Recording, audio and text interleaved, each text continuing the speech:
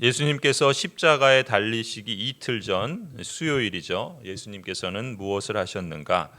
오늘 본문이 수요일에 일어난 일이라 이렇게 보는 학자들도 있고요. 또 어떤 학자들은 수요일에 예수님께서는 아무 일도 하지 않으시고 머무셨다라고 보기도 합니다. 만일 수요일에 예수님께서 아무 일도 하지 않으셨다면 한번 생각해 보세요. 십자가의 죽음을 앞둔 그 긴박한 시간 중에 이상하리만큼 예수님께서는 아무것도 하지 않으시고 침묵하신 것이죠. 예수님은 그렇다면 무슨 의도로 왜 이렇게 침묵하신 걸까요? 합동신학대학원의 초대 교장이셨던 박윤선 목사님은 우리 후학들에게 성경의 정신을 가르치시면서 지사충성, 죽도록 충성하라 이 말씀을 강조하셨고, 또 침묵정진, 묵묵히 정진해 나가라 이 말씀을 특히 강조하셨습니다. 예수님께서도 종종 침묵정진하셨다 볼 수 있습니다. 우리가 보았던 것처럼 월요일에는 예수님께서 잎만 무성하지만 열매가 없던 무화과 나무를 저주하셨고, 또 성전에서 장사하는 사람들을 내쫓으셨습니다. 그리고 화요일에는 성전에서 아침부터 저녁까지 종교 지도자들, 정치 지도자들과 논쟁을 하면서 그야말로 분주한 시간을 보내셨죠. 하지만 수요일에는 오로지 하나님께만 집중하면서 예수님께서는 침묵정진하셨다 보는 것이죠. 침묵정진하심으로써 그 다음날 목요일에는 제자들의 발을 씻겨주시고 제자들과 마지막 만찬을 드시고, 또 제자들에게 마지막 고별 설교를 하시고, 또 겟세마네 동산에 가서 피땀 흘리시면서 마지막까지 기도하시죠. 그리고 금요일에는 십자가에서 죽음을 맞이합니다. 이 땅에 보냄받은 그리스도의 사명을 끝까지 침묵 정진, 지사 충성하셨던 것이죠. 예수님의 모습을 통해서 우리는 분주할수록 침묵 정진하는 것을 배울 필요가 있겠습니다. 사실 일이 고되고 힘이 붙일 때가 있죠. 때때로 그럴수록 가만히 하나님 앞에 침묵 정진하는 것, 그것이 예수님의 삶의 방식이었던 것입니다. 사실 예수님은 그 누구보다 부지런하셨고 또 성실하셨고, 또 그 인생의 짧은 생애를 사는 동안 한 번도 자신의 목표와 사명을 허투루 여기지 않고 그냥 허비하신 적이 없죠. 어찌 보면 이런 표현은 적절하진 않지만 예수님은 거의 일 중독에 걸린 그런 분처럼 그 사명에 그야말로 침묵 정진하셨다, 지사 충성하셨다, 그렇게 볼 수 있을 것 같습니다. 그런데 일이 복잡하고 때로는 마음이 무거울 때 오로지 하나님에게만 집중하고 침묵 정진하는 것, 우리는 예수님에게서 그러한 면도 놓치면 안 되겠습니다. 오히려 일이 힘들 때, 일이 복잡할 때, 또 일이 많을 때, 일이 꼬여 있을 때 거기에 내가 움직이고 뭔가를 하려고 몸부림치기보다는 가만히 앉아서 하나님께 집중하는 것, 침묵 정진하는 시간은 오히려 우리를 재충전하는 시간으로 작용할 수 있다 봅니다. 아니, 그 이상으로 우리는 가만히 있고 하나님께 집중하는데 오히려 하나님께서 그 시간에 일하시는 것을 우리가 경험할 수 있으리라고 봅니다.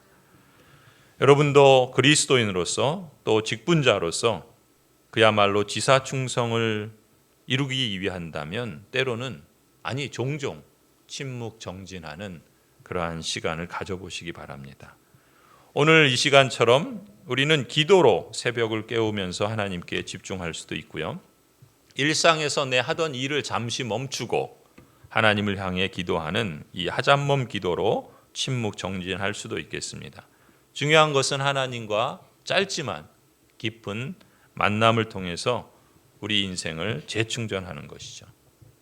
그래서 더 풍성하고 더 온전하고 새로운 마음으로 새로운 길을 그야말로 리빌딩하는 그러한 시간으로 하나님께서 역사해 주시리라고 믿습니다.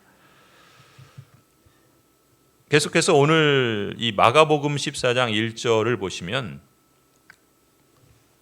유월절과 무교절 이틀 전이었다라는 표현을 사용하고 있습니다. 유월절과 무교절 이틀 전이면 수요일이라고 할 수 있겠죠. 그래서 오늘 본문이 수요일에 벌어진 사건이라고 한다면 이 사건은 어떤 의미를 줄까요? 사실 그렇게 확신하기가 어려운 것은 이 지금 이 이름이 알려지지 않은 한 여인이 향유를 부은 사건은 마태복음에도 누가복음에도 또 요한복음에도 비슷한 사건이 있는데 다 달라요. 그래서 확정적으로 말하기가 어려운 것입니다. 요한복음은 일주일 전이라 그러고 또 마태복음이나 이 누가복음에서는 또 그 내용이 장소가 다르거나 또 사람의 이름이 없거나 또 여러 가지 조금씩 차이가 나는 그런 부분들이 있기 때문에 학자들마다 이견이 있습니다. 그러나 공통된 면들도 있죠. 오늘 우리가 주목하려고 하는 것은 이 마가복음이 말씀하는 것처럼 유월절과 무교절 이틀 전에 즉 수요일에 벌어진 사건이라면 이 사건이 우리에게 주는 의미는 무엇인가라는 것입니다.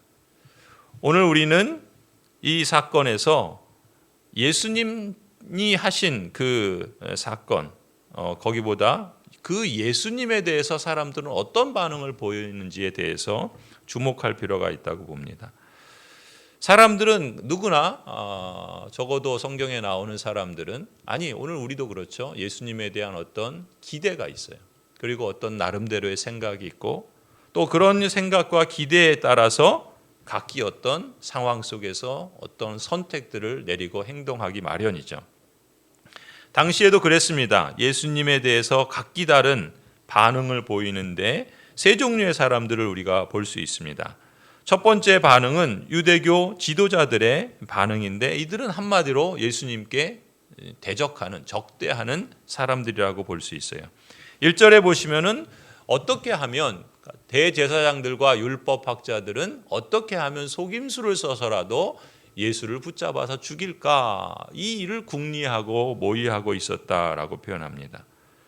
대제사장들과 율법학자들은 어찌 보면 가장 앞서서 예수님을 따르고 예수님을 증거하고 또 협력해야 될 사람 아니겠습니까? 그런데 정작 이 사람들은 예수님을 어떻게 하면 잡아 죽일까 그것을 모의하고 궁리하는 데 힘을 쏟고 있습니다. 이들의 공통점은 기득권을 갖고 있다는 거예요. 자신들이 이미 누리고 있는 권력 그리고 거기서 얻는 유익 또 그것을 지키고자 하는 욕망 이런 것들이 그 복합적으로 작용하는 사람들입니다. 거기에는 종교적인 지위를 가진 사람도 있고 또 사회적인 명예를 추구하는 사람도 있고 정치적인 권력을 원하는 사람도 있습니다.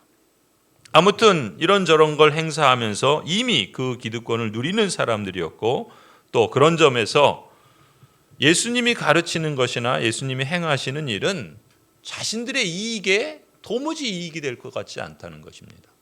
아니 오히려 자신들의 이익을 해치고 자신들이 이제까지 고수해왔던 관습이나 어떤 전통이나 또 그들의 나름대로의 그 네트워크를 깨트리는 그런 사람으로 보였던 것이죠. 마가복음 3장에 보면은 이 유대교 지도자들의 관심이 어디에 있었는가? 아니 예수님의 관심과 얼마나 다른가라는 것을 여실히 보여주는 대목이 있습니다. 마가복음 3장 1절부터 6절까지를 보시면 예수님께서 회당에 들어가셨습니다.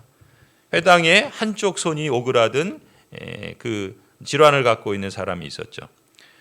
그런데 사람들은 그 사건에 그 상황에서 뭘 관심을 갖냐면 이 예수가 안식일에 일을 하는가 안 하는가. 그래서 사람들은 예수를 고발하려는 꼬투리를 잡으려는 마음을 갖고 예수가 안식일에 그 사람을 고쳐주는 거 아닌가 그걸 보려고 지켜보고 있었습니다. 그런 걸 모를 리 없죠. 예수님께서 손이 오그라든 사람에게 말씀하십니다. 일어나서 가운데로 나오라. 이제 모든 사람이 주목하게 됩니다. 그리고 예수께서 오히려 이 사람이 아니라 주변에 이 쌍심지를 켜고 어떻게 해서든지 고발하고 죽이려는 그 사람들을 향해서 묻습니다. 안식일에 선한 일을 하는 것이 옳으냐, 악한 일을 하는 것이 옳으냐, 목숨을 구하는 것이 옳으냐, 죽이는 것이 옳으냐. 예수님은 그들의 속내를 그대로 아시고 그들의 폐부를 찌르는 말씀을 하신 것이죠. 그러자 그들은 잠잠할 수밖에 없었습니다. 예수님께서는 노하십니다. 화를 내시죠. 그리고 그들을 둘러보시고 그들의 마음이 돌처럼 굳어있는 것을 탄식하십니다. 그리고 예수님의 관심은 바로 그 병든, 그 고통하는 손이 오그라든 사람에게 향합니다. 그리고 그 사람에게 말씀하시죠. 손을 내밀어라. 그 사람이 손을 내미게 되자 그의 손이 회복이 됩니다. 놀라운 기적이죠. 그런데 더 놀라운 것은 그런 일이 벌어졌을 때 바리새파 사람들은 어떻게 합니까? 바깥으로 나가버려요. 그리고 곧바로 자신들의 적이나 다름없는 헤롯 당원들과 한패가 돼서 예수를 없앨 모의를 합니다. 이 사람들은 오로지 자기 욕망에 충실한 것입니다. 세상에는 이런 사람들이 적지 않죠. 사실은 누구나 자기 욕망을 추구합니다. 욕망이 없다는 것은 이미 죽어 있다는 것이죠. 그런데 문제는 뭡니까? 남이 아프든 말든 다른 사람에게 선한 일을 하거나 다른 사람의 목숨을 구하는 일, 그런 일에는 안중이 없는 거예요. 반대로 나에게 손해를 끼치거나 내 생각이나 이익에 반하는 사람에 대해서는 용납하지 못하는 겁니다. 그게 누구든 모의를 해서 죽이든 계략을 꾸며서 죽이든 작당을 하고 죽이든 그게 예수님이라도 용납하지 못하는 거예요. 그게 종교 지도자들이 정치 권력을 가진 기득권 세력이 보였던 격한 반응이었습니다. 그래서 오늘 본문 1절에서 대제사장들과 율법학자들은 어떻게 속임수를 써서, 그러니까 예수님은 어지간해서는 잡아 넘길 수가 없으니까 속임수를 써서라도 거짓을 말하고 조작을 해서라도 예수님을 붙잡아 죽이려고 이렇게 궁리를 하고 모의를 했던 것이죠. 근데 어떻게 됩니까? 이들이 성공합니다. 결국 이들은 예수님을 십자가에 매달아서 죽이죠. 그들이 성공하는 것처럼 보였습니다. 사실 그들은 이렇게까지 서슴없이 행할 수 있는 사람들이라는 것을 증명한 것 외에는 아무것도 없습니다. 여러분, 사람이 악을 행하면서도 그게 악인 줄도 모르고, 그걸 포장하고 숨기고 또 그것을 더욱더 계속하기 위해서 얼마나 무모하고 맹목적으로 달려드는지 인간의 죄악된 본성을 볼 때마다 주님께서는 진노하실 것입니다. 참담한 지경에 있는 것이죠. 그것이 인간의 탐욕이고 이기심입니다. 사탄은 귀신같이 알지요. 남도 죽이고 결국 자기도 죽는 그런 불행 가운데 사람들을 몰아세우는 것입니다. 종교적인 지위나 유명세, 정치적인 야망이나 권력욕 같은 이런 이기심이 사람들을 부패하게 하죠. 그런데 그것은 그냥 힘 있고 지위가 있고 성공한 사람들만의 이야기는 아닙니다.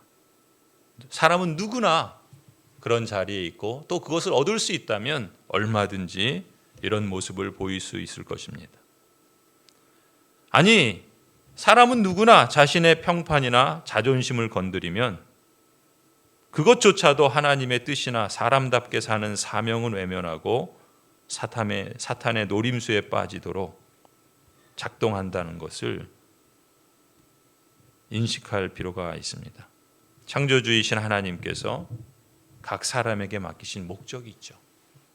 우리를 이 땅에 태어나게 하셨을 때는 하나님이 실수하신 게 아닙니다. 우리를 존귀하고 고귀한 존재로 하나님의 목적을 두고 의미를 갖고 하나님께서 친히 한 사람 한 사람 이 땅에 생명을 주신 줄 믿습니다. 우리는 그것을 기억해야 돼요. 그 목적을, 그 책임을 기억하지 않는다면 오늘 본문의 이 부패한 지도자들만이 아니라 누구나도 자신도 모르게 사탄의 꾀에 넘어갈 수도 있고 급기야 예수님마저 죽이려는 이런 끔찍한 일도 서슴없이 하게 되는 것이죠. 종교인들은 자신이 하나님을 위한다는 생각을 갖고서 그렇게 합니다. 정치인들은 자신이 국민들을 이익되게 한다고 그런 명분으로 그렇게 합니다.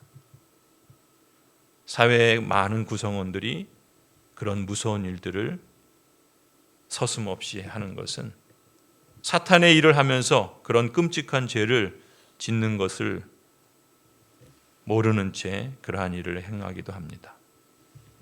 그리스도인이라고 한다면, 하나님 나라에 속한 사람이라고 한다면 우리는 다른 가치와 다른 삶을 추구하는 것이겠죠. 예수 그리스도의 십자가 사건을 우리가 묵상하며 특별한 시간을 구별하여 우리의 일상과 다른 이 새벽을 깨우는 시간은 어쩌면 우리의 소원과 우리의 간구를 하나님께 아뢰고 그것을 이루어가는 시간이기도 하지만 어쩌면 그리스도께서 왜 죽으셔야만 했고 그리스도께서 무엇을 회복하시려고 했는가라는 것을 우리가 잠시 한번 묵상해 본다면 우리는 우리 자신의 욕망과 우리 자신의 필요 이상의 하나님께서 세상을 보시고 이루시고자 하시는 그 거룩하시고 또 그것이 궁극적으로 우리에게 생명이 되는 그러한 삶의 길들을 다시금 찾을 수 있다고 믿습니다. 성도 여러분, 무슨 일을 하든지 어떤 역할을 맡았든지 사람의 뜻이 아니라 하나님의 뜻이 무엇인가를 늘 되짚어 보시기를 바랍니다.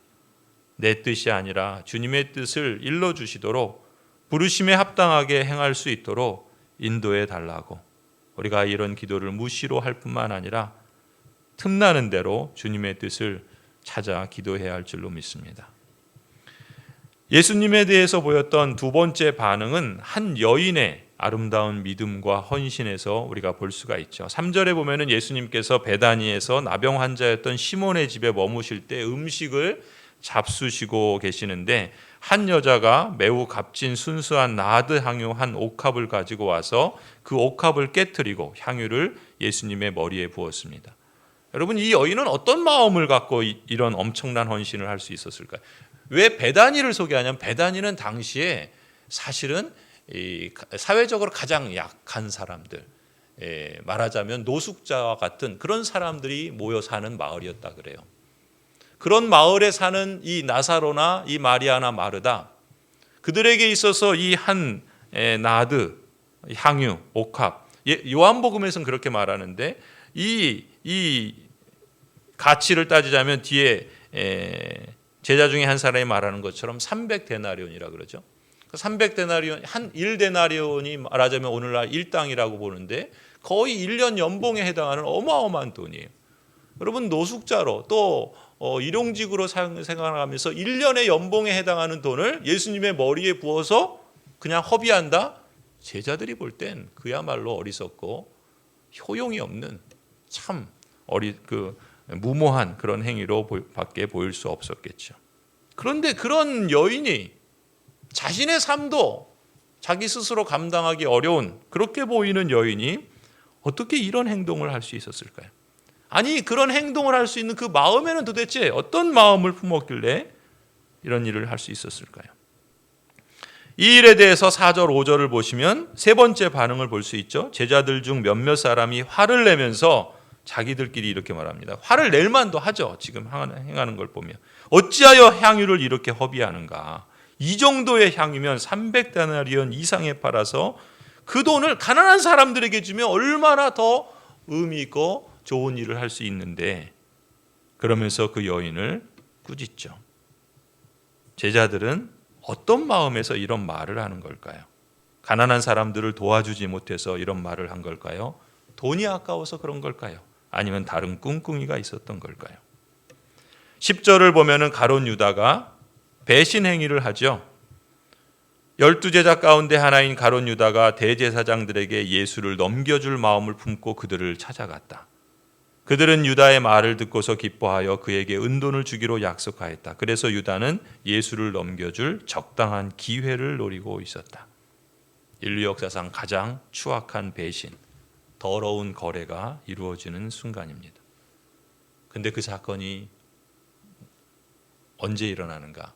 마가는 아마 이 사건을 보여주기 위해서, 요한은 이게 일주일 전에 있었던 사건이라 그러는데 마가는 지금 이 가룟 유다의 이 배신, 이 추악한 이 더러운 거래를 대조해서 이 한 여인의 그야말로 그의 모든 전 재산에 해당할 만한 엄청난 헌신을 보이는 것과 대조해서 보여주는 것이 아니겠는가? 재물에 대한 탐심이나 사람들의 환심을 사려는 탐심이나 자기의 지위나 능력을 과시하려는 탐심이나 모든 탐심은 죄죠. 우상 숭배입니다. 가룟 유다는 바로 이러한 한 여인의 헌신의 자리에서 자신이 3년 동안 따랐던 그 스승을, 그 주님을 배신하고 팔아넘깁니다. 가룟 유다의 최후를 우리는 잘 알죠. 예수님이라도 자기 기대에 맞지 않고 자기 욕망에 거침이 된다 싶으니까 배신하고 팔아넘긴 사람. 첫 번째 반응을 보인 종교 지도자들이나 정치 지도자들과 크게 다르지 않습니다. 다만 이 가룟 유다는 예수님이 택하신 제자였고 3년 동안 함께 동고동락했던 사람이라는 것이 우리를 더욱 놀라게 하는 것이죠. 결국 가룟 유다는 파멸로 그 인생을 마감합니다. 반면에 이 여인의 행동에 대해서 그렇다면 여러 제자들이나 가룟 유다나 이런 배신과 이런 꾸지람과 이런 질타로 그 방이 온통 그런 분위기로 휩싸였을 때 정작 예수님은 뭐라고 하십니까? 6절에 보면은 예수님께서는 먼저 그 여인을 책망하는 꾸짖는 제자들에게 말씀하십니다. 가만둬라. 왜 그를 괴롭히느냐? 그는 내게 아름다운 일을 했다. 개역개정에 보면 좋은 일을 했다. 이렇게 표현합니다. 예수님께서는 제자들이 자기들끼리 한 말이 여인을 괴롭히는 행위라고 책망하시죠. 반대로 여인의 행위는 예수님께 아름다운 일이다, 좋은 일이다 이렇게 칭찬을 하십니다. 그리고 7절, 8절에 왜 여인은 칭찬받고 제자들은 책망을 받았는지 그 이유를 신이 말씀해 주시죠. 가난한 사람들은 늘 너희와 함께 있으니 언제든지 너희가 하려고만 하면 그들을 도울 수 있다. 그러나 나는 언제나 너희와 함께 있는 것이 아니다. 이 여자는 자기가 할 수 있는 일을 하였다. 곧 내 몸에 향유를 부어서 내 장례를 위하여 할 일을 미리 한 셈이다. 예수님께서는 이 여인이 예수님의 장례를 위하여 할 일을 미리 한 행위였다라고 평가하시면서 칭찬하십니다. 그리고 9절에 내가 진정으로 너희에게 말한다. 온 세상 어디든지 복음이 전파되는 곳마다 이 여자가 한 일도 전해져서 사람들이 이 여자를 기억하게 될 것이다. 여러분, 세상에 이보다 더 영광스러운 칭찬과 명예가 어디 있겠습니까? 예수님께서 친히 하신 말씀이에요. 예수님은 이 여인이 행한 일이 복음이 전파되는 곳마다 함께 전해질 것이다. 사람들이 이 여인을 기억하게 될 것이라고 말씀합니다. 유대교 지도자들은 예수님을 죽일 생각만 합니다. 제자들은 예수님을 따르고 있지만 세상에서 크고자 하는 자기 욕망에 사로잡혀서 예수님의 말씀을 정작 이해하지도 못하고 무관심한 채 생각하지도 못하고 있는데 한 여인, 그것도 이름도 알 수 없는 여인만이 기름을 부음으로 예수님의 장례를 준비합니다. 아니, 이 여인은 기름 부음으로 예수님이 왕이요, 선지자요, 제사장이라는 그러한 예식을 행했는지도 모릅니다. 당신의 죽음을 통해서 죽음의 권세를 이기실 것이라고 말씀하실 때 제자들조차 그 말씀을 귀담아 듣지 않죠. 그냥 한 귀로 듣고 흘려버립니다. 도대체 무슨 소리인지 알 수가 없죠. 그걸 그대로 믿고 받아들이려고 하지도 않았습니다. 그런 상황에서 오직 이 여인만은 어떻게 들었는지 예수님이 죽임당하실 것이라는 말씀을 귀담아 들었고 그대로 받아들였습니다. 그 말씀을 마음에 담아두고 사실로 믿은 바대로 그렇다면 내가 뭘 할 수 있을까 생각했겠죠. 그래서 자신에게 가장 값진 것을 드림으로 예수님의 죽음과 장례를 준비한 것입니다. 이런 마음의 생각과 계획, 그 믿음에 대한 행위를 예수님은 정확히 간파하고 계셨던 것이죠. 그래서 내게 아름다운 일을 행한 것이라 칭찬하신 것입니다. 성도 여러분, 만일 여러분이 예수님께 대해서 갖는 그 믿음, 그리고 그 믿음에서 비롯되는 어떤 생각이나 계획을 갖고서 어떤 방식으로든 섬김이나 헌신으로 표현한다면 예수님은 그 모든 여러분의 마음과 생각, 동기, 행위들을 정확히 간파하고 있다는 사실입니다. 여러분, 그게 얼마나 위로가 되지 않습니까? 예수님은 겉으로 드러나서 사람들이 쉽게 알아챌 수 있는 큰 일, 큰 섬김, 큰 헌신, 그거에만 주목하는 게 아니라는 거예요. 사람들은 전혀 간파하지도 못하는 그 속마음, 그 마음속의 동기, 주님에 대한 그 헌신, 그 사랑, 그 모든 것을 주님은 정확하게 간파하고 계십니다. 주님을 정말 사랑하고 그야말로 묵묵히 침묵 정진하면서 이거야말로 지사 충성하는 그런 모습이죠. 그런 사람에게 주님의 이 말씀은 얼마나 위로가 되고 격려가 됩니까? 이 여인처럼 혹 여러분의 이름이 세상에 알려지지 않았을지라도 예수 그리스도를 믿는 마음에서 비롯되는 감사와 헌신과 섬김의 표현은 오히려 예수님의 칭찬과 영광이라는 메아리가 되어서 다시 돌아오게 될 줄로 믿습니다. 자기 이름을 내고 자기 욕망을 추구하는 사람들이 주목받는 그런 세상 같지만 아이러니하게도 진정한 왕이시고 제사장이시고 선지자이신, 아니 참된 재판장이신 주님께서는 실상 이름이 알려지지 않은 한 여인을 가장 이름 있는 사람으로 기억해 주신다는 사실입니다. 성도 여러분, 수요일 새벽 이 시간에 우리가 기도로 침묵 정진의 시간을 가져보았으면 합니다. 여러분이 예수님을 믿고 또 예수님의 제자로서 살아갈 때 때때로 가던 길을 잠시 멈추고서 분주하지만 할 일이 많지만 또 해야 할 일들도 산더미 같지만 그러나 때로는 하나님 앞에서 또 하나님께 집중하는 그런 시간을 가져보시기 바랍니다. 그 시간은 아무것도 하지 않는 시간이 아니라 오히려 재충전의 시간이 될 것입니다. 아니, 하나님께서 일하시는 시간이 될 줄로 믿습니다. 성도 여러분, 하나님의 뜻과 역사하심을 우리의 경험이나 우리의 자랑이나 우리의 욕심에 가둬두고서 내 한계 내에 가둬두는 그런 죄를 범하지 않도록 하나님의 섭리와 사랑의 신비를 볼 수 있도록 여러분의 눈을 늘 밝히 열어주시기를 기도하십시다.